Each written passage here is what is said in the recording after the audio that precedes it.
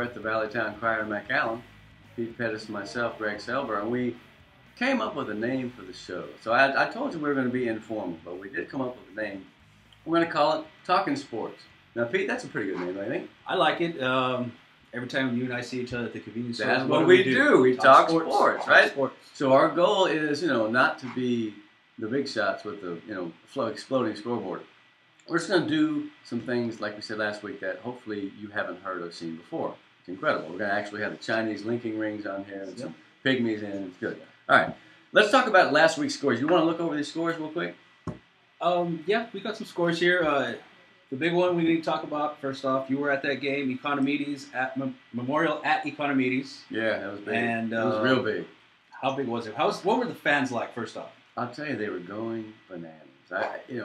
Economides had lost 13 in a row before they started the season. Now they're on a roll, but man, they enjoy a win and getting fired up as much as anybody else. Probably more because they've had such struggles the last couple of years. It was very gratifying to see. Now, Econ has a tough game coming up against North that we're going to talk about at length. For Memorial was surprised by something. By Economides. I really felt like they had some chances they could have cashed in. They didn't play poorly. They didn't get. They're still not getting enough vertical passing, but that will come because Diego Chrysler, the quarterback, he's a good runner, man. That guy's tough. He's big. Once he gets a little more confident throwing the ball, they're going to be scoring more points. They did have a lot of rushing. They did. They did fine on the ground. And besides the freshman Spates, they've got some hard backs that 22, 28, 32. These guys get in the game and they just pound the ball. They're going to be fine. I think actually if you lose a non-district game, it couldn't have worked out better in a way you can spin it because now hey, we got things to work on. It ain't like their season's over. It's just that now they're ready. Their season's about to start. That's right. It's the district is about to start, indeed. So Economides, they're going to face Edinburgh North. Yeah. First game at Cat Stadium for both teams as far as Edinburgh schools playing one another, and they're both undefeated. I think in the spring, everybody was saying, well, that game might be something. And then in the fall, Roy Garza was telling me from North, he'd say, yeah, that game's big. Gabe Pena felt the same way. Why? Because it's a district opener. You got to win your district opener, man. You don't want to go 0-1. But the other thing is, like you said, they're both good. They're both undefeated. And I think it's going to be a great night out there, man. I can't wait. In fact, that game has so many different subplots. I mean, it's amazing. North, they went out to Rossville and beat Rivetta 21-0. Yeah, didn't give them but like 100 yards. I mean, they haven't given up 200 yards yet. Exactly. Each game it's like 187 total or something. I mean, they're on fire right now on defense. What about Hugo Reyes-Paz for Economides? How's he gonna? Speaking of defense, will they defend Hugo? How is he? Yeah, how is he gonna match up with Edinburgh North? This is an interesting thing. Now Hugo 6'2", 205, runs a 4.5, can catch anything. I have that litany of things about him, and he's been everything that he was advertised to be so far. Now, what will North do to minimize the hurt from Hugo? Because the way Luis Alvarez throws the deep ball, he's got a good arm, man. He's getting a lot better. He just pops it up there, and nobody's going to run faster than Hugo. They're not. I mean, if you don't get help from a safety, and you don't get a pass rush, he's going to have touchdowns. He's had 3 touchdowns in 2 games. Well, that's a good look at that game, Pete. Yeah. Economides and North is going to be something else, isn't it? Yeah. What about, so next we're going to go EHS and McAllen. EHS and McAllen, yeah. Well, of course, they played each other, and, McAllen got the best of Edinburgh High at 34-16. And now Edinburgh High's got to be at 0-2. They welcome Donna on Thursday. That's going to be tough. It's got to be a tough game. And so they've established a quarterback in Edinburgh, right? Yes, they have, Michael Harrison. They're going to go with him? The thing is, you've got those 2 other kids that can play the position, and they can also help you in other ways. Because Raymond is one of the best punters in the Valley.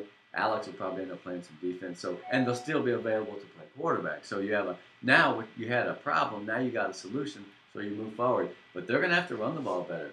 They've only had 111, 113 yards rushing in 2 games. That's not the Bobcat style, man. They got to get better. I know it's cliche saying you have to be ready for anything, but you kind of do because Mac High opened up with an onside kick at the very beginning of the game. It is amazing, and Harris is known for those moments of chicanery, and he pulled it off. They scored 16 quick, and it's hard for anybody to come back when you get down and touchdown the field, or 16 in this case. I think that their offensive line is young, but they're potentially very good. So the degree to which they will be successful is dependent on how quickly those young kids start popping people. And I think they will. I mean, they're horses, man. So now is their time to come up to scratch against a very tough opponent. Donna's looking good, man. Yeah. I mean, well, they've got to look good. Now they beat PSJ North. Then like you told me, they beat Weslaco? Yeah, 28 unanswered points. I mean, down 14-0 at the half. You come back and you score 28 unanswered. That gives anybody a chip on their shoulder. Yeah, and I'll tell you what, it gives you momentum. Yeah, and they'll be ready for anything. Well, EHS now, in my view, has to play their best game of the year. If they don't necessarily win, you're only 0-1 in district. I'm never saying you're going to lose, but they just can't get pounded by Donna. Because at that point, confidence becomes a problem. Let me tell you something, man. This team has skills, and they're going to be there. This is their, I wouldn't say their backs against the wall, but they're mad. And they played two tough teams. I mean, their two losses are to quality teams, but they're still mad because they're not used to losing. No, they've been in the playoffs 3 years in a row. Yeah, so I expect them to come out and work hard. This now, is unfamiliar territory.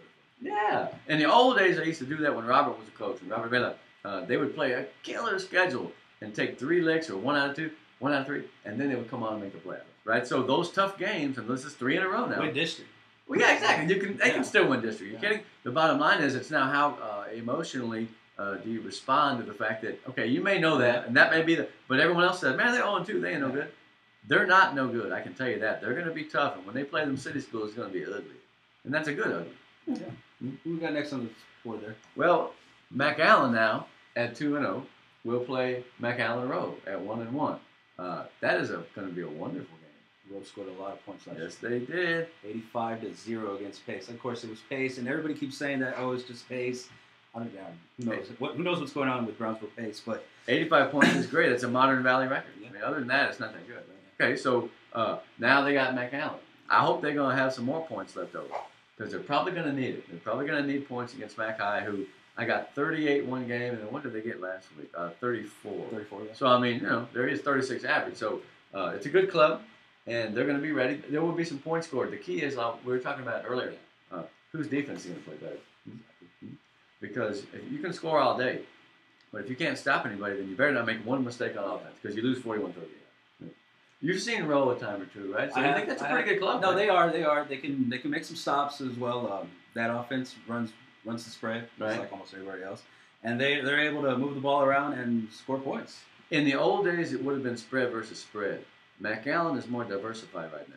They're running Ricky Rodriguez and their quarterback Fred Hover, who by the way had a phenomenal is a big word. He had a heck of a game. I mean, he had almost 100 rushing. But it's consistency though.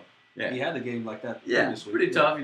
Hey, before we're through, I think Fred Howard, talking about him, he's going to be an all-district player at least, and maybe more, maybe all-valley, because he's going to grow because he ain't that big yet. They're sophomores, they're seniors. What a game that should be. Rowe's got to hang in there early, right, and go down and get some passes from Overgoing because they got an attack, man. Bimpong is cold-blooded. I hate to have to guard. I'd grab him by the ankle and try to yank him down. A lot of people are picking McAllen, and not that many people pick Rowe. Well, this is a nice chance for the Warriors to say, hey, wait a minute. No, we're right here. Yeah, who are you guys? Right, exactly. Right? All right, cool. Yeah. Now go back to Edinburgh. Now let's bounce back to talk about the Vela SaberCats. It's a first-year team. They're getting close, ain't they? They'll get there. Eventually, they'll got to get over the hump. Well, it was 38-7 against the Bears week 1. And then this week, they almost beat PHT Southwest. I was at the game. Halftime, a cold front blew in. Everybody kind of went, whoa, and the crowd cheered. It was pretty good. Now, Southwest has that good running attack. They're just like the PSJ Bears 20 years ago. Baylor had their chances. Those guys lost a fumble inside the 20, threw an interception in the end zone, and couldn't finish a late drive and also missed a field goal. But you know what? Those are the kind of things you learn from, man. They better not do them yet. Turnovers, right? But 20-13 is a lot better than 38-7. They were really disappointed after the game because they'd outgained the Javelinas. And I think they felt they should have won. But it's like Mike Salinas, the coach, said. He said, a lack of focus hit us in the face at the wrong time. Just kind of, they would be going along with a good drive. Camo Cavazos, man. This guy, Renato Cavazos, for Vela, 202 yards. He's a good runner. He ain't the biggest guy in the world, but, man, he looks and he sees and then he goes. He's something. 202. He should be able to run pretty well against LaGruya this week. Yeah, I think so. Yeah. I think so. Gruya's got offensive players I think are fine. Their defense is yet to be tested as a quality unit, but who knows? Hey, with Abel Gonzalez, anything's possible. That guy's the best. But I expect PSJ Southwest, who's now 2-0, by the way, I expect them to be pretty tough. In that 4A district. They have a couple of kids who are huge, and then a bunch of little backs who run hard. Little guys, 150, but they're just putting their heads down. It took all Vela could do to bring some of those cats down. I was impressed with the Javelinas. That's great. Other PSJ schools, PSJ was in action against Los Fresnos. They came close. You were at that game. It was super close, but I'm telling you, it came down to 2 fourth-down conversions. Right. In the fourth, and it perfectly done. And then Rosales. That guy's good. Yeah, He's real good. It really was. And but the Bears played good, didn't they? No, they did. They played great defense. They came down. It took a lot for Los Fresnos to score because they had 3 balls batted down in the end zone. So close. And like Vela, close. What happened was they were lucky to get the win. Also, 9 lead changes. Wow, what a game! What a game! They were lucky to get the win because they had 4 turnovers. Okay. Yeah, wow, and you turn the ball 4 times and win. And still win, yeah. But like I said, turnovers. That's what happened at the end. Mancha, he went out, threw a pick. That was the end of the game. I like Eddie Mancha, man. Eddie Mancha reminds me of the 70s quarterbacks who used to run the option. He attacks the line. Now they got him and Santillan who can throw a little better. So you got a good combination. Yeah, they were switching off between 2. Santillan started. He went through the direction of the first half. Taylor's tough, man. And then they brought in Mancha for the second half, and they were switching off between both. But the guy who really impressed me, and he had a fumble recovery for a touchdown, was Joey Garza. Oh, yeah. That guy's been around. Every single snap. Nice. Both ways. Both ways. I like a 5A player who plays both ways. Which was really cool because it kind of gave homage to the type of football that was being honored that day with the 50. Oh, man. No doubt, right? 62-63 Bears. Went to the state 2 years in a row, lost in the finals. 50-year anniversary. Yeah, that kind of football. Hard-nosed, run the ball, hit somebody. Hustle, just get after it, right? Yeah. And they're like that. Yeah. They're going to be heard from. I think that the Bears are going to be heard from, man. The thing about it is, you have to make sure that if you get one of those 2 quarterbacks into the game, that the defense isn't exactly sure that they're going to do the one thing they do best. And see, it backfired because Mancha threw an interception. But he can throw. I saw him have 90 yards a game before. So they both Taylor got to be able to run, Eddie got to be able to pass. But I like both those kids. I'm telling you, the Bears not bad. Not bad at all. They're not. They're going to contend at the end. And, but now they got to play Memorial. Memorial, good game. Crosstown rivals. I know PSJ Memorial's a new kid on the block, but they're not that new anymore. It's established already. They're gonna get at it. They both are. Yeah. I think Memorial has some talent.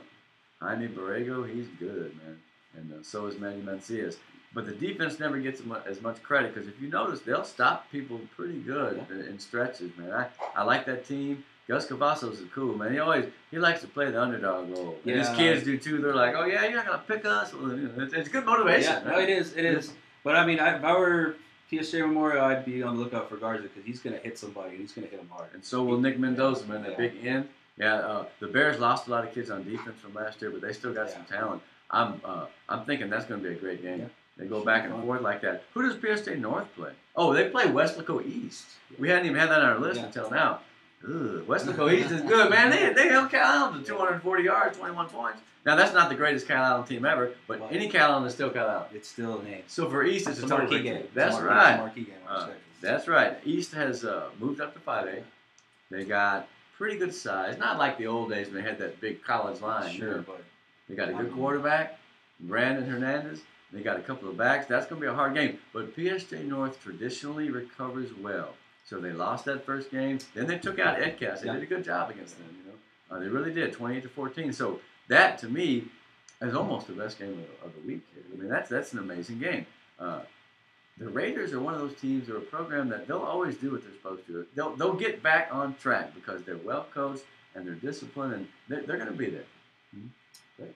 Who else you got? Well, who else? That's the end of the list there. That's the end of the list. The only thing I would like to reiterate, because it's something that really was amazing, and I don't mean amazing as in unusual, but just amazingly fun, was watching the Economy celebration. Now, when they played North this week, and you and me have already asked about this, oops, probably can't say that. All right, well, you can cut that part out. We can say, will they keep it going? Because that's the question. I mean, that's a great win against Memorial. That's the top 4, top 5 team. You got to see a pretty long field goal for high school. 39-yard at 19 seconds left. That's pressure at its best. Yeah, that's pressure. And they had a couple of chances to fold, and that's what Gabe said, Coach Gabe Pena. He said, we might have not made it at this point last year. We might have folded, but his belief in his kids and vice versa. They made it happen, man. They didn't give up. No, they didn't give up. That's good. They came down. It was because I saw them a few times last year, and you could see that they gave up last year. Yeah. Well, the thing is, once you get into an offer, yeah, it's harder to get the kids motivated on a weekly basis. All right, we may be 0-7, and yet but we can still go. Yeah. Right, and they do that because they're good soldiers. But no one's heart is in it. I've been on losing teams before, and you find any excuse to get mad at your buddy. Exactly. I mean, you'll fight him in the locker room. You were best buddies a week ago because everything is bad. When you're winning, this week in the Condominiums, everybody's kind of grooving around. Yeah, Ugo was the man, but do not get overconfident because North is good. North has a defense. There are going to be some matchups, offense, defense, with Ugo and the weapons, Eddie Sanchez for North. It should be one of the best games in years here in town, and unless I get hit by a truck, man, Ryan, I'm gonna be there. That's gonna be fun. Well, Pete, I like the name. Talking Sports is good. It's a good one. We get together on Mondays, right? Mondays, good. Mondays, yeah. That gives everybody a chance to get the football habit, taken care of on the weekend. You have that little off period on Monday. Monday Night Football will be with you too. What I expect is to hear from everybody, like you said. And, when you see us at the games, hey, come and tell us the tidbit in the news that will become the next scoop. Because all we're doing is talking sports. Yeah. You can even tell us we suck. Yeah, well, and because there might, in some ways, we might actually do that. And I hate to have to admit that. Yeah, true. This is Pete Pettis, Greg Selber. If you didn't know, me and him go way back. When he was at Pan American as an award-winning sports writer. I was the advisor of the paper, and somehow didn't manage to ruin his talent. He came out all right. But we've been buddies for a long time, so we thought, okay, let's get together and talk sports. So these are the games. Those are the results. Who knows what's going to happen? We don't know because that makes it best, right? If we knew, then we could put on in a piece of paper and send it around. We'll see you next week, guys. Go to a ball game, have a good time, and keep the faith by all means. Out of here.